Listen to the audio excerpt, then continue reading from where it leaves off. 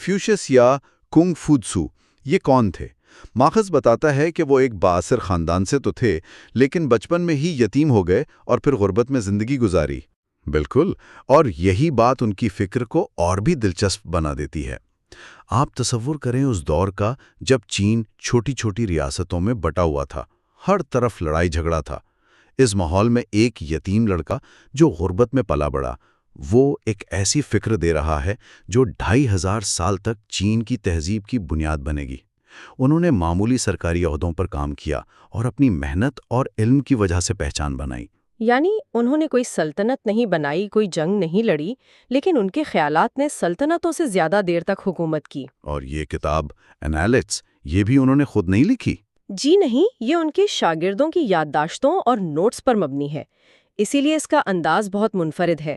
یہ کوئی خشک فلسفے کا مقالہ نہیں ہے، اس میں چھوٹے چھوٹے جملے ہیں، سوال جواب ہیں، کبھی کوئی کہانی، کبھی کوئی تنقید، ہر جملے میں معنی کی کئی تہیں ہیں۔ اچھا، تو آئیے ان کے مرکزی خیال پر بات کرتے ہیں۔ ماخذ میں جین کا بار بار ذکر ہے۔ یہ لفظ سننے میں تو سادہ ہے، لیکن لگتا ہے اس کے معنی بہت گہرے ہیں۔ یہ کیا ہے؟ دیکھیں، یہ کنفیوشس کی فکر کا دل ہے۔ لفظی طور پر اس کا مطلب ہے دو انسان۔ یہ لوگوں کے درمیان ایک مثالی تعلق کو ظاہر کرتا ہے۔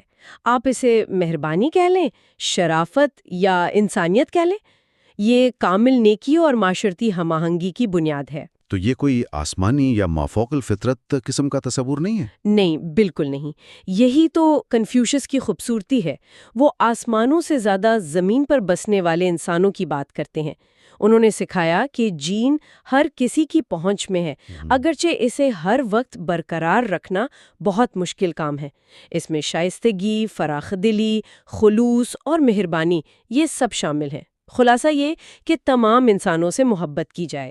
تو کیا یہ وہی بات ہے جسے ہم سنہرا اصول کہتے ہیں کہ جو سلوک تم اپنے لیے چاہتے ہو وہی دوسروں سے کرو؟ وہ پر مسلط نہ کرو۔ اس میں ایک بہت لطیف سا فرق ہے۔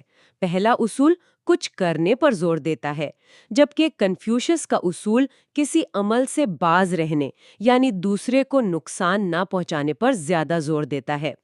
اینالکس میں تو یہاں تک کہا گیا ہے کہ ایک سچا انسان جین کے اصول پر عمل کرنے کے لیے اپنی جان بھی قربان کر سکتا ہے۔ اچھا، یہاں ایک دلچسپ نقطہ سامنے آتا ہے۔ اگر انسانی فطرت اچھی ہے اور جین ہمارے اندر موجود ہے، تو پھر ہمیں اصولوں اور رسومات کی ضرورت کیوں پڑتی ہے؟ یہیں پر لی کا تصور آتا ہے، ٹھیک ہے؟ آپ نے بالکل صحیح سوال اٹھایا۔ یہی وہ جگہ ہے جہاں کنفیوشس کی فکر کی گہرائی نظر آتی ہے۔ لی کا مطلب ہے رسوم و رواج، آداب یا صحیح طرز عمل کے اصول۔ کنفیوشس کے مطابق یہی چیز انسانوں کو جانوروں سے الگ کرتی ہے۔ ایک جانور اپنی جبلت پر کام کرتا ہے، لیکن انسان لی کے ذریعے اپنی جبلت کو تہذیب کے دائرے میں لاتا ہے۔ لیکن کیا اس سے معاشرہ بہت زیادہ جامد نہیں ہو جائے گا؟